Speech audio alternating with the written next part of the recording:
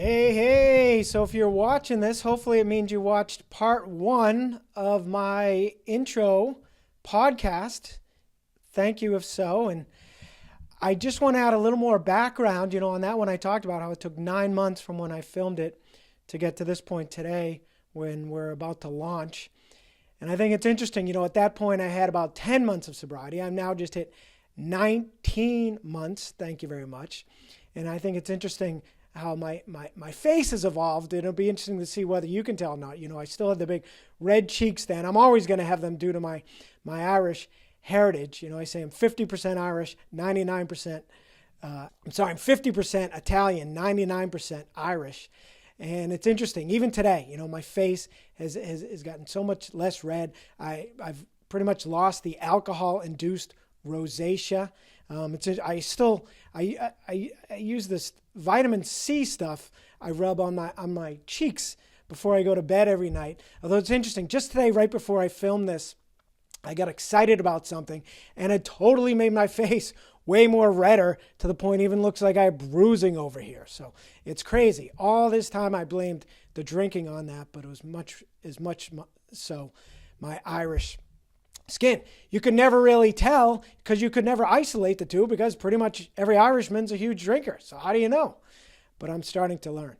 So just a little more background. It's going to be interesting. I'm going to have to film a whole update on the whole 10 months that got me, or 9 months to get me here. And even with my different backgrounds, you'll see, these initial ones, I use paintings, and I've since evolved to the background I've got now.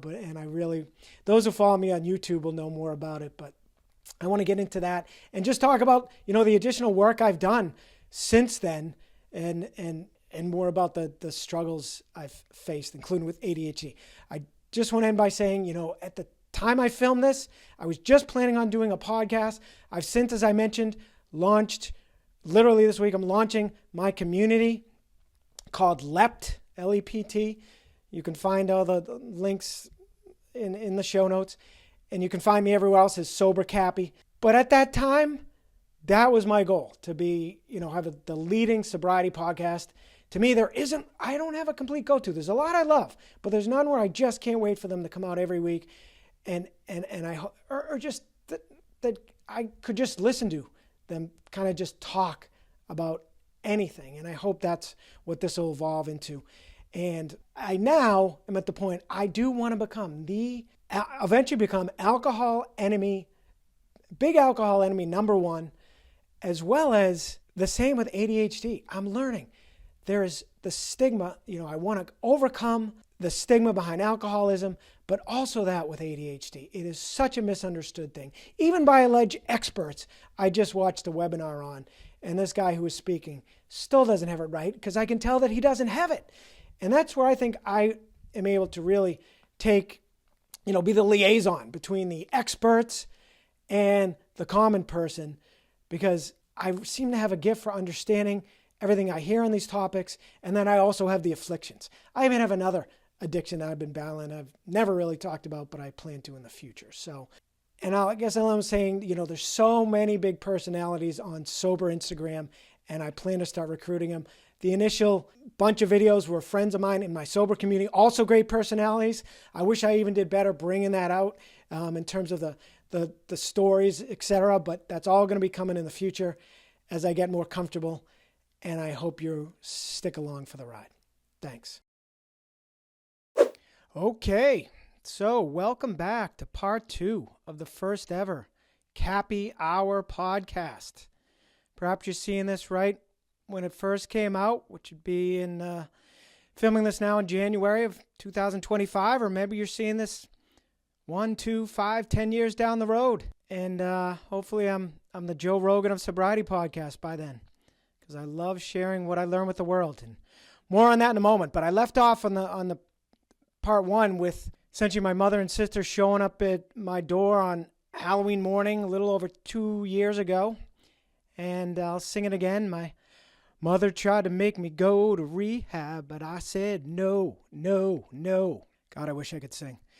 But, from there I called my friend Amy.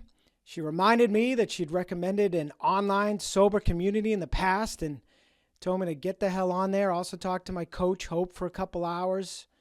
So appreciative to this day. And yeah, the next day I joined a sober community, non-religious based, it was not AA.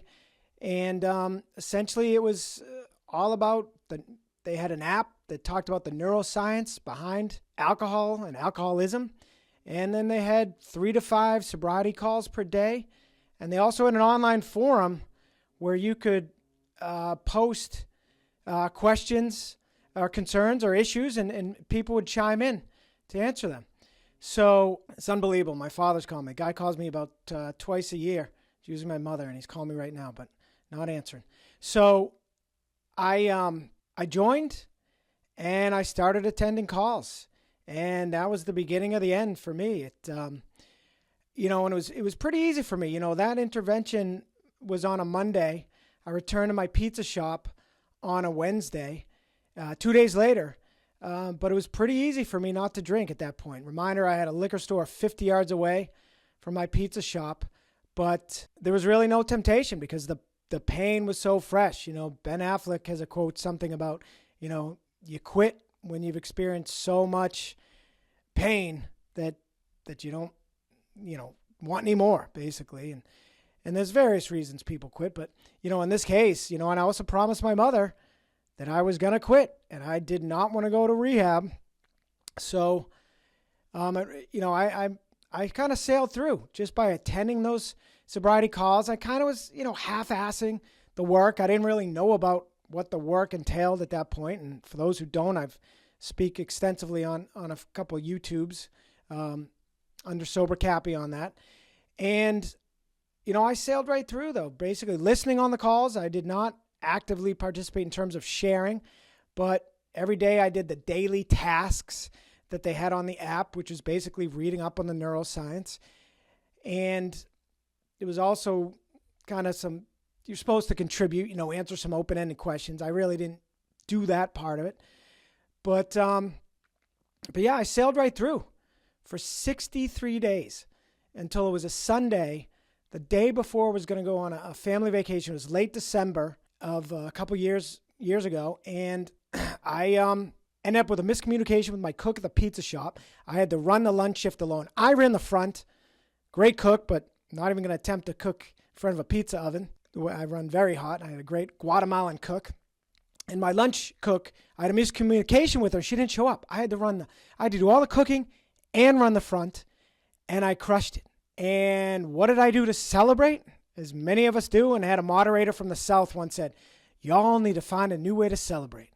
Because, yeah, I got sucked in by that liquor store, and I just said, I'm going to go get some Dr. McGillicuddy's, only, 24% alcohol, not the usual 40%. And I, essentially sipped that through the night and had kind of, frankly, a great buzz as those of us with disorder don't typically have, because we typically blow right through the good buzz. But that's the thing. When we first return to drinking, we can often drink normally, but as I said previously, not for long. So, and one reason I did is because I never drink around my family. Very lucky. They don't trigger me. So I had no intention of drinking when we were in Orlando for the week, but what happens once you take even a sip, you reinvigorate that voice. That voice every day. We don't drink, it gets weaker, we get stronger, but it'll come roaring back. And I made it through a few days of that vacation, but ultimately, I did, sneak a little bit of alcohol one couple days in, and then again I golfed following day with a buddy from Boston who happened to have family in Orlando, and we golfed, and I drank again. And then I came back. I had COVID, which broke the cycle. But then I went on a date that was extremely, I guess, intimidating. She just felt like she was over my head since I didn't have my, act together, and she was beautiful. And I pulled the same move. Stopped for some Dr. McGillicuddy's on the way to the date, and it was just enough to make me say something stupid and completely blow it. And she even gave me another chance a few days later, and I did it again, even with heavier alcohol that time. So, once you reinvigorate the voice. So I was in trouble, and I was back to, slipping again for Probably a couple months, but a key part of that was that, and I should say, as far as that date went, I love to talk about, you got to, stay inside, go outside your comfort zone, but stay inside your strength zone. And that date was outside my strength zone. And I shouldn't have done it. They typically say you shouldn't even date in the first year of sobriety, but, I thought I could handle it, and I would have been able to. I still look back now. If it wasn't for that Sunday, if my cook had only shown up that Sunday, I'm positive I never would have drank that day, thus never would have drank during that vacation, thus never would have drank after I recovered from COVID. And part of it is because I still would have had a streak going. One issue I had with the community I was in, they had a little bit of a different take in terms of the day count. They said, hey, if you slip, all you have to do is subtract the days from your day count. So, I had 63 days, I subtracted 1 day. Then I drank a couple days during vacation, what's 2 more? And then I slipped again after I recovered from COVID, what's a couple more? But, before I knew it, I would be back to 0 anyway with that attitude. So that really did not work for me. So, but a real key in what turned things around is, as I mentioned, I hadn't been sharing on these calls, but one day a woman named Molly, I'll never forget it, got on there and she just shared for 10 seconds. She said, hey, I'm Molly. I'm from New York. I have 9 sobriety days. Glad to be here. And I said, wow, it can be just that easy. It doesn't have to be perfect. It doesn't have to be the full 3 minutes. And if I keep it short, nobody can judge me, including myself. I think that's a primary reason a lot of people are reluctant to share. Our hearts race, etc. But it's because we're so used to judging ourselves and disappointing ourselves. Every day we wake up, those of us who know we've got the problem, want to quit, we wake up every day saying we're not going to drink that day. But that voice works on us throughout the day and we ultimately give in. And then we wake up the next day with shame and regret. So, who's prepared to share on a Zoom call with a couple hundred people, albeit strangers, but it's tougher than you'd think, or maybe you can relate. So after Molly did that share, I raised my hand and I shared. There was no 10-second share. You might be able to tell I'm a little loquacious. So probably was a couple-minute share, but I made it through. And when that call was over, I just broke down, sobbing, really convulsing. It was the hardest thing I'd ever done sober, at least since I took my first drink 3 months into college. I was such a strong and brave kid back then, late bloomer. I walked in my college dorm room day one with guys strangers swilling beer in my room, and I did not give in and drink. And I didn't drink for 3 months. And it really wasn't even giving in at that point, but it was basically just joining the crowd. But it wasn't out of, weakness in terms of not being able to handle the uncomfortability. Back then I was comfortable with the uncomfortable. And I am again. Now that it's been, well, I'll tell you in a minute. So I was still slipping on and off, but I would be sharing. When I'd share, I'd be, morning calls typically, and would talk like I had it all figured out. But, that helped me, the old fake it till you make it, if you will.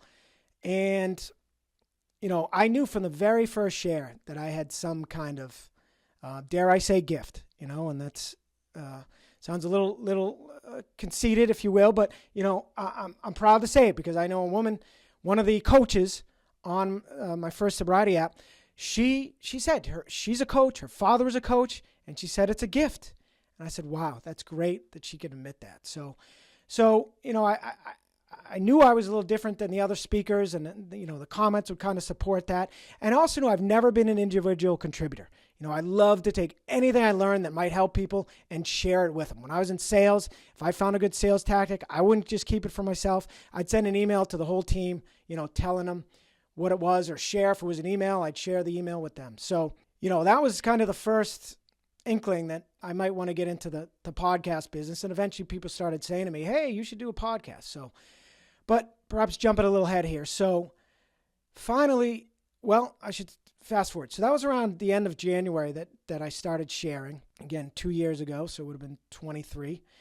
And it was in March 22nd of 2023 that one of the biggest cheerleaders in this sober community, a guy named Carl, he would be in the squares, as they call them, the Zoom squares, like the Hollywood squares. And he'd always be on camera, which only, out of 200, 150, 200 people on calls, it was usually only about 25 to 50 people on camera.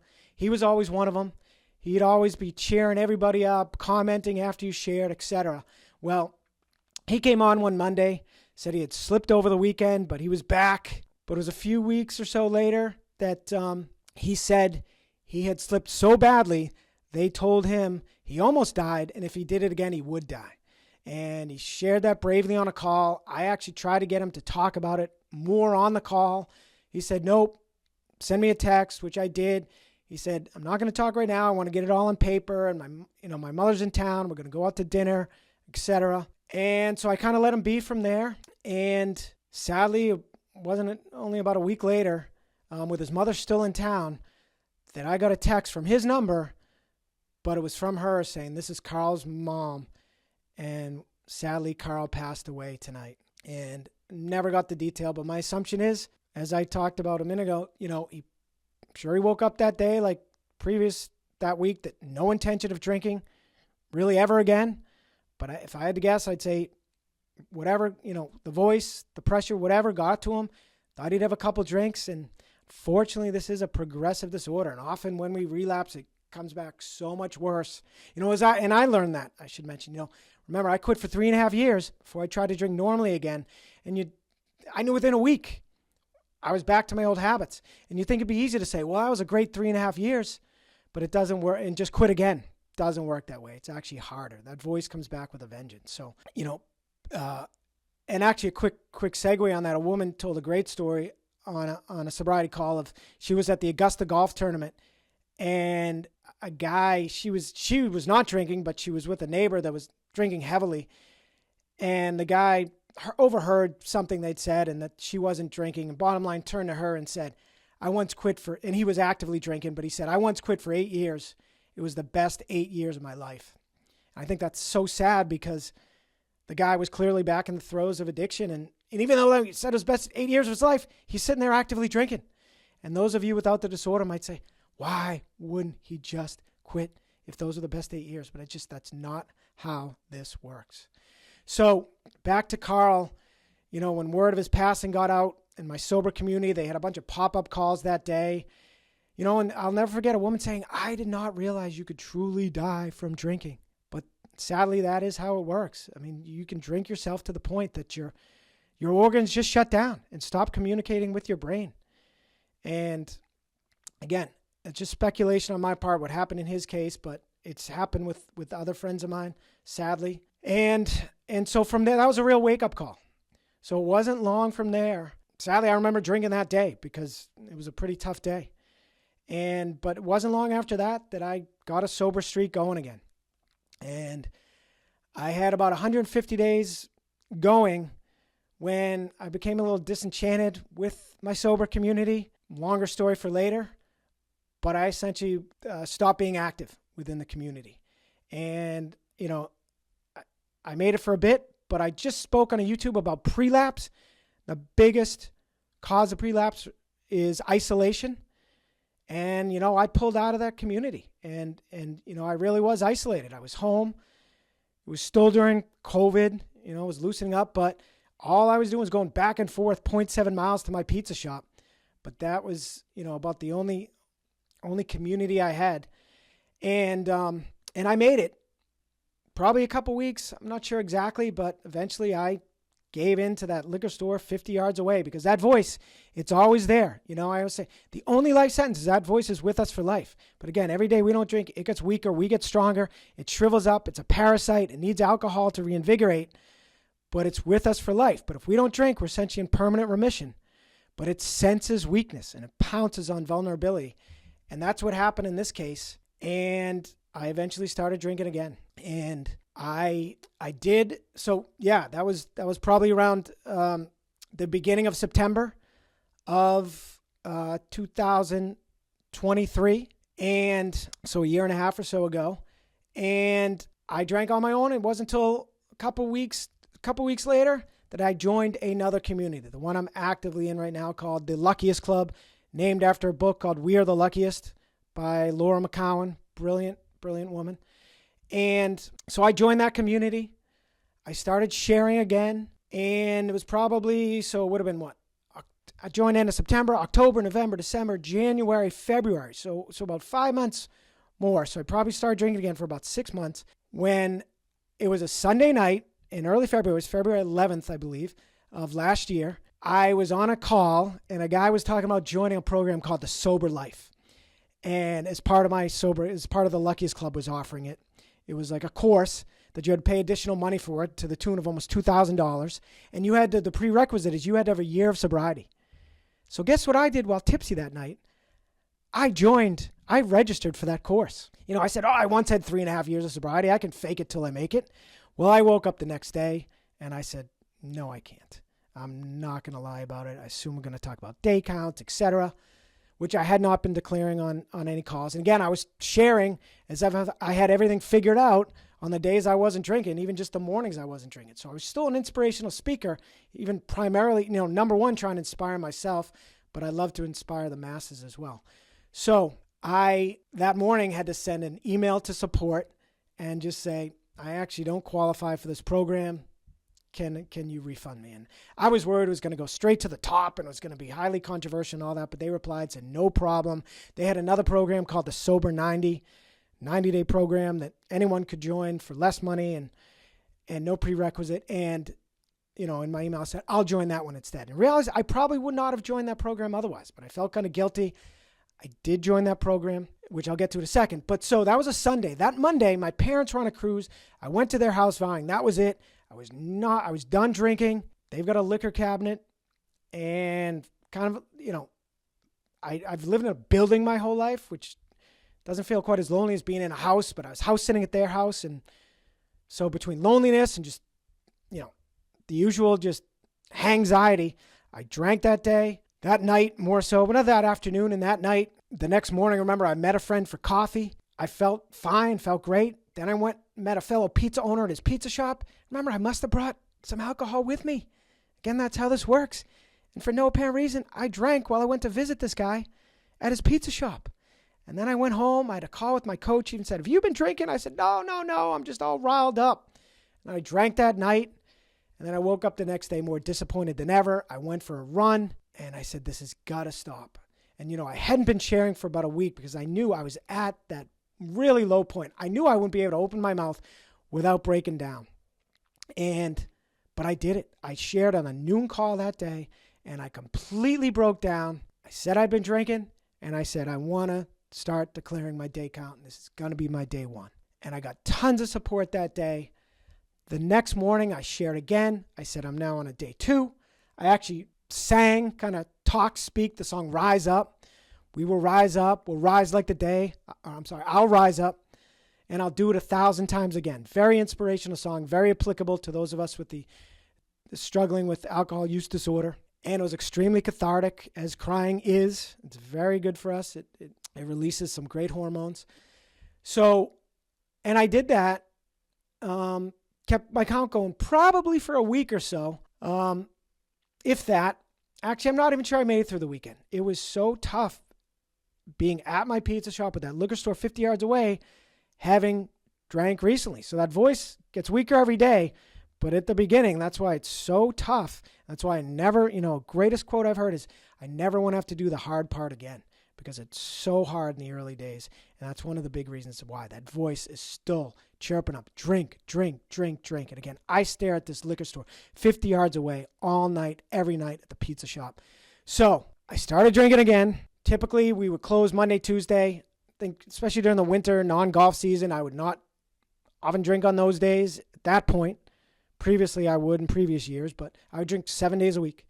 So things changed on March 19th of last year. Again, I'm talking to you now on January 14th. I'm filming this. And Laura McCowan, the founder of the Luckiest Club, she does a sobriety call that she leads herself once a week. And she's like a celebrity within the community.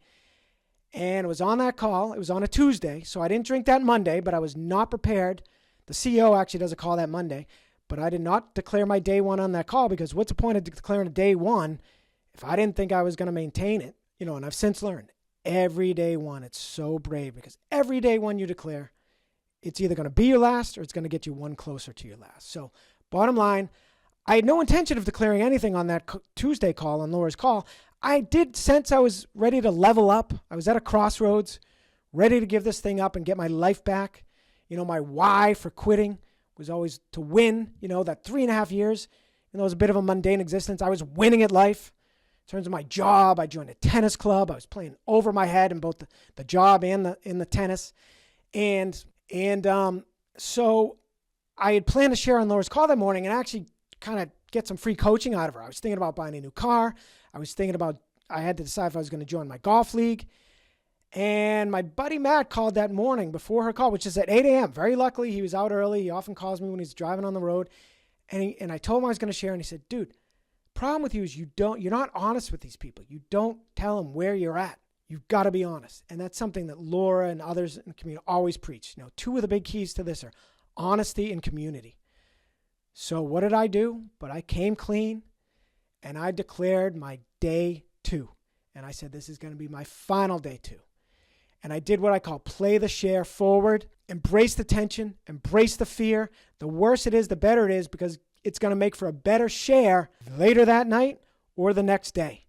And so I said, I'm going to play my share forward till tomorrow. I'm going to declare my day 3 and then day 4. And then more importantly, I'm going to declare my day 9 a week later on Laura's call again.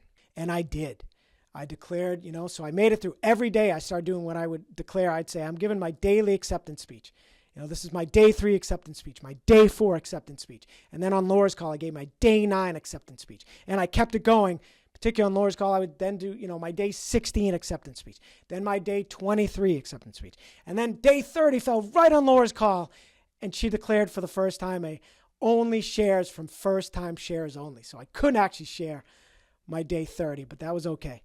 And I rewarded myself. That's a big thing I'd never done in the past. That's a big part of this as well. I had my 30-day reward already planned out. I did one of those floats, like taking a glorified bath, but, in salt water. It's tremendous. And I kept going with those daily acceptance speeches and, would get all the way through my day 60, declare my day 90, etc.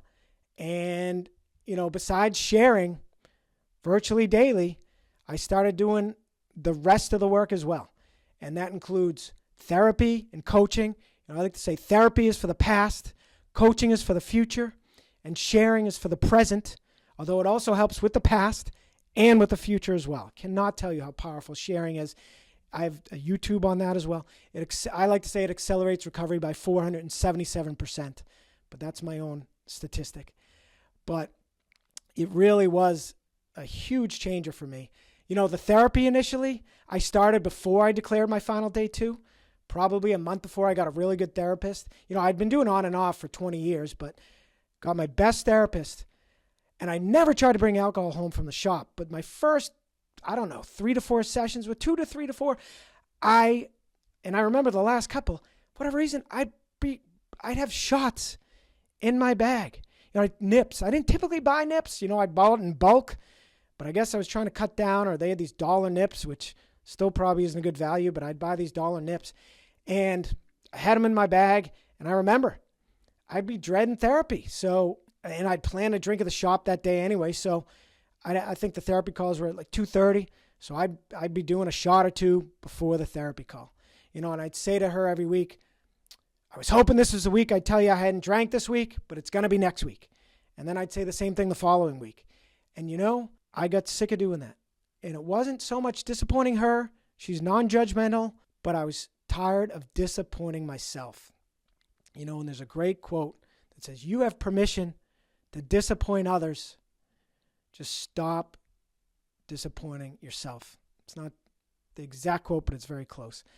And that quote really helped me because as my coach said to me, she said, part of the reason I drank at the pizza shop, a big part was I was a perfectionist and a people pleaser, and hope my coach would say, Brian, these people would not want you losing your sobriety over a messed up order. And she was absolutely right. So, so eventually it happened, that I, after I declared my day 2, my therapy calls were on a Thursday. So that Thursday I said, hey, I haven't drank this week. And it felt tremendous. And I made myself proud. It's the thing about sharing as well. Every time you share, it doesn't matter what you say, just the bravery to do it, you make yourself proud. Instead, stop disappointing yourself and instead make yourself proud. And the other thing is I got sick of hearing people's success stories. I wanted to be one of those. And I also got sick of on sober Instagram. I'd look at it on the toilet every morning and I'd see these inspirational memes and stories. I'd still read them, but, think, Jesus, that's not me. Why am I even bothering? But yeah, I did want to be one of those people someday. So bottom line, I started doing that, doing the work, replacing the artificial dopamine hits from alcohol with natural ones. Talk about this on my YouTubes as well, Sober Cappy on YouTube. Included, sharing, exercise, cold shower finishes, and a gratitude practice, which I never related to until we are the luckiest came along. We truly are the luckiest, as I mentioned. For starters, that we're allergic to poison, we're forced to give it up. And we're also forced to do the work.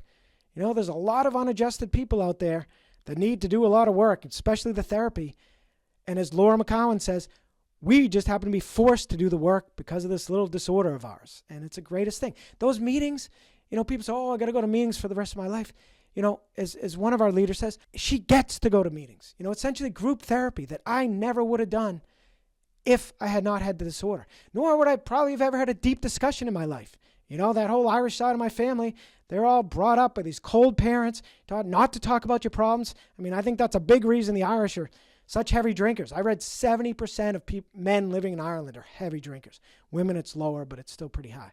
So, from this process, I became a deep talker. And I've got all kinds of sober friends now, and we have deep discussions. It's great. I like to say my sober friends I haven't known as long as my lifelong friends, my lifelong friends, but I know them much deeper. And it's great. So I can't emphasize enough the power of joining a sober community. So the rest of this really just talking about some of the other keys to keeping me sober. And I guess I'll jump ahead and say I'm now at day 302, essentially 10 months, going on infinity. And I'm right back to where I was when I quit for 3.5 years. I really wasn't even tempted. Alcohol was off the table. When I first quit for that 3.5 years, I went to some AA meetings and some Smart Recovery meetings.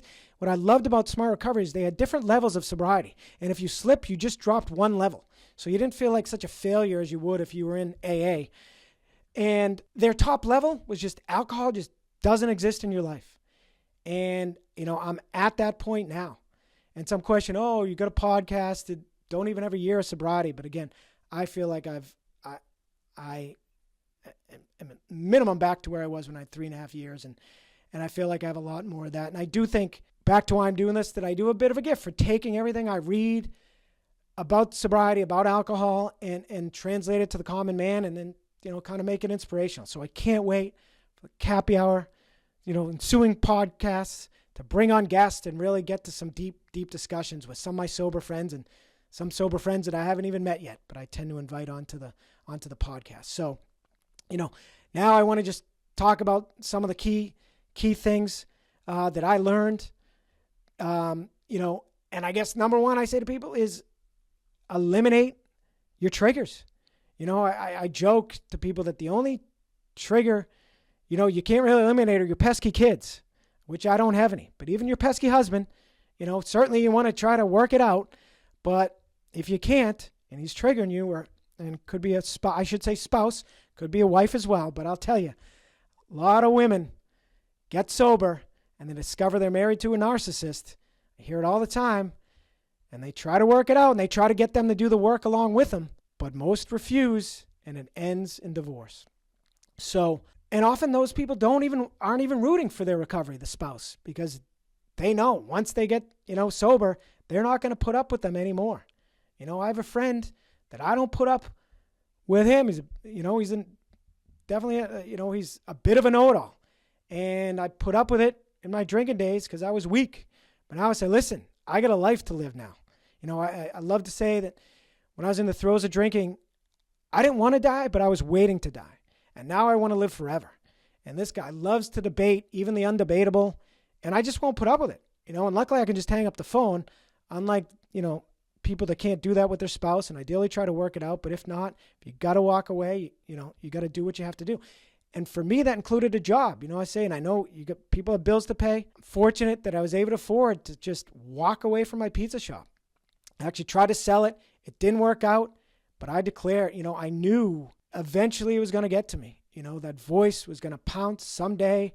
when that perfectionist voice, that people-pleasing voice was not going to shut up, that it's tough to out-immerse perfectionism, So I was worried eventually with that liquor store there, it had stopped existing. Alcohol's off the table, doesn't exist in my life. I wouldn't even notice. I truly wouldn't even notice that liquor store. There was a supermarket right practically next to it. I'd walk over there. To my right would be the liquor store. I wouldn't even notice it unless, in the times I would, I'd give it the finger. But I still felt it was a threat. That shop was definitely my biggest trigger.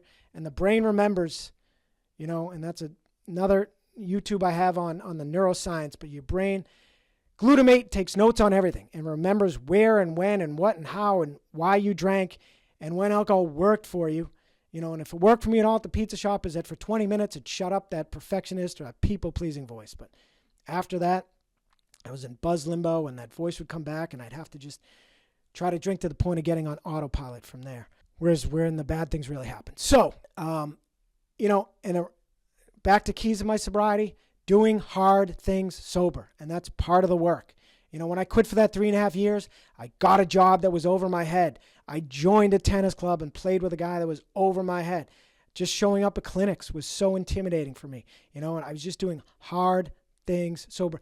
Bikram hot yoga with my girlfriend. 90-minute hot yoga. It was like running a half marathon every time we went. It was brutal. But man, was I proud when I finished every time.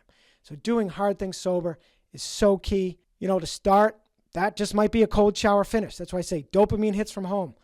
Exercise, cold shower finishes, sharing. But then ideally you want to get those in the outside world. But, early sobriety isn't just 30, 60, 90 days. Just today, Laura McConnell was talking about, it's a 2-year process of early sobriety. So again, you want to go outside your comfort zone, but stay inside your strength zone.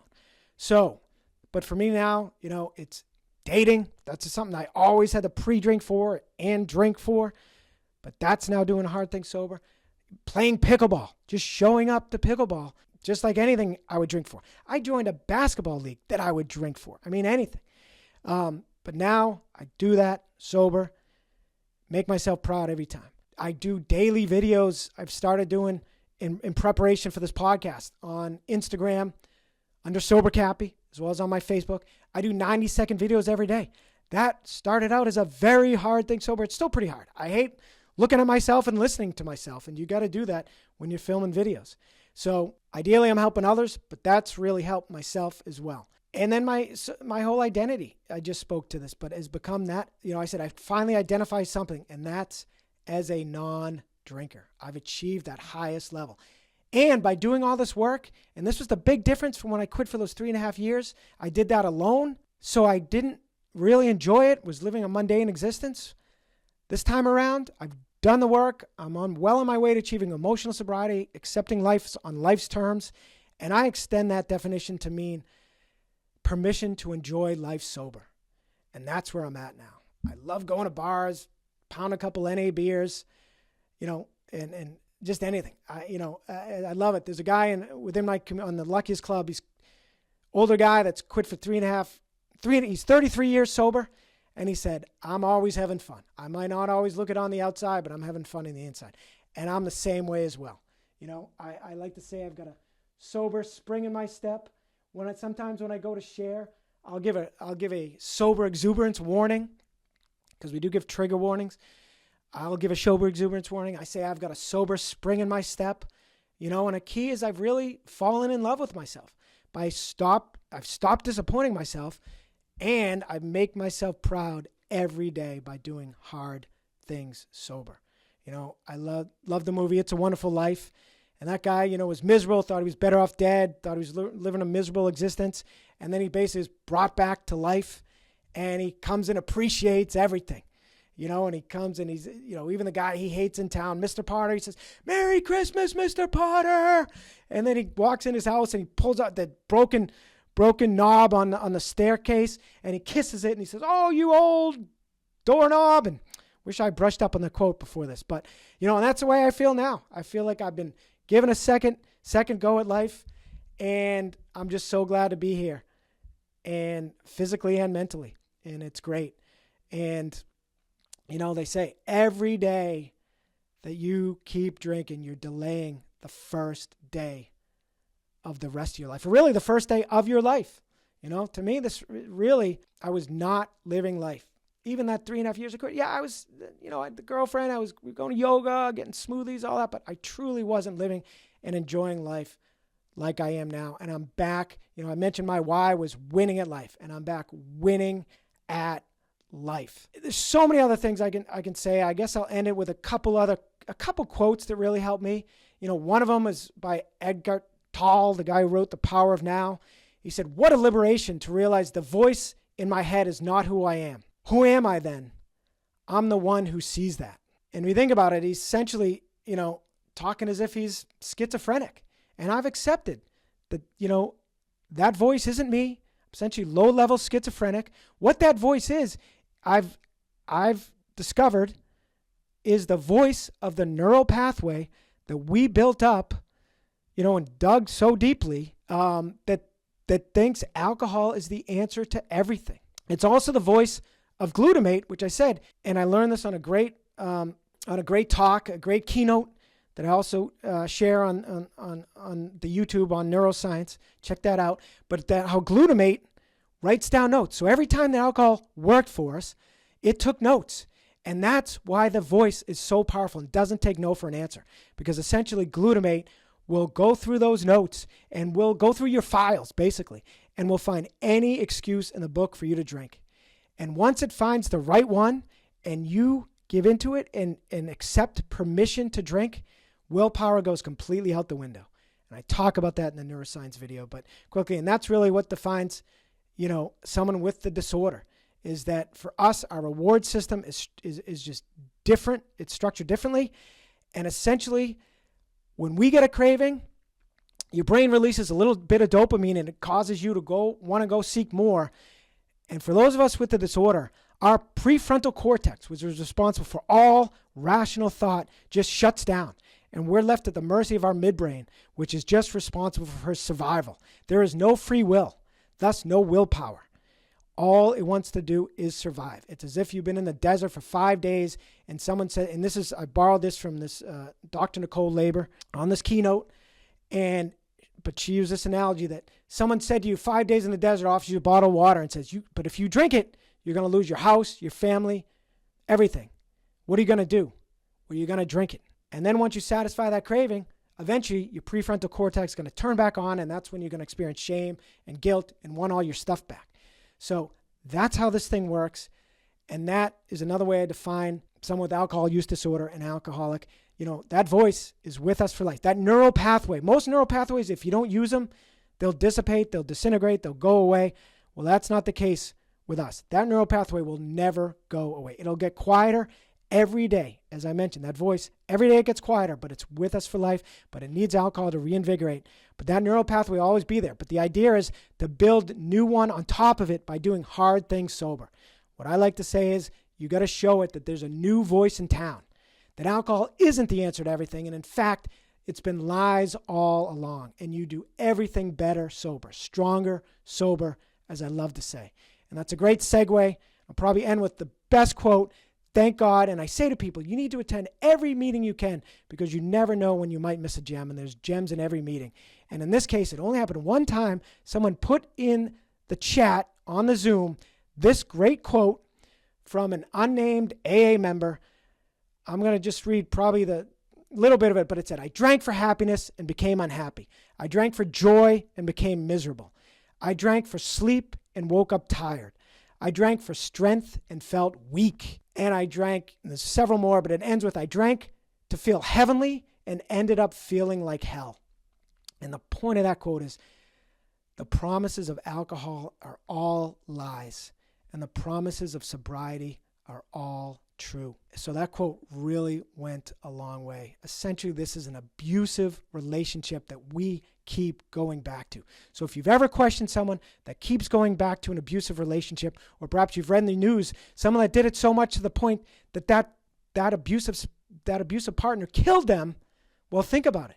That's the exact relationship we have with alcohol. And as I've talked about, it does kill. So that's why doing the work is so important. Doing the work strengthens your prefrontal cortex and does Once you break the cycle and start to get sober and start to see that life is better sober, that is when willpower can kick in and help with this process. But you've got to continue to do the work.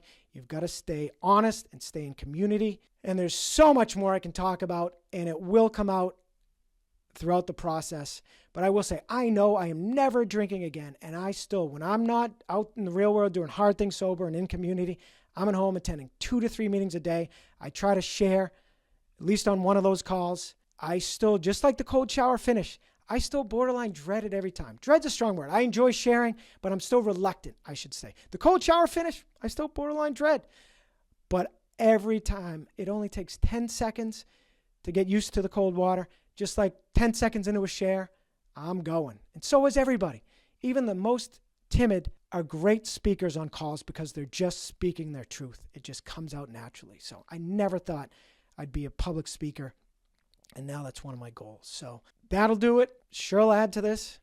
But if not, I can't wait to have my first guest and bring you some insightful and fun shares. Laura McCowan said one of the keys to the people who she's seen beat this is that they have a sense of humor about the process. And I absolutely try to maintain that. And I absolutely consider myself one of the luckiest. So I hope you'll stick around for the ride. And I do hope maybe someone is watching this 10 years from now and I am the Joe Rogan of sobriety podcast, because I want to educate the world. Not only those of us with the disorder, but those of our loved ones of us with the disorder, because there is so much people don't know, including within the medical community. You know, I was just talking to a primary care physician the other day that she started drinking a little heavy herself, and she went out and bought Laura's book. She also bought Annie Grace's This Naked Mind to help educate herself. She didn't know so much about alcohol and sobriety and all that, and how to talk to patients and all that. So I definitely want to get into that as well. How do parents talk to their, alcoholic parents, how to talk to their children, and how do doctors talk to the patients, and how those of us with the disorder to explain it to our loved ones. How I have a YouTube on how I explain it to dates, etc. So there's so much that I still need to learn, and there's so much that I want to, wisdom I want to impart on others. So that'll do it. As I like to end every YouTube, probably be my same way here, by first saying, please, if you enjoyed this, please like, share, subscribe, etc. Really helps. I want to build a vocation. I want to build my life helping people in sobriety, but at the moment it pays negative money. So every little bit of support helps. And with that, I'll end the way I love to end calls by saying, remember, stronger, sober. Thanks.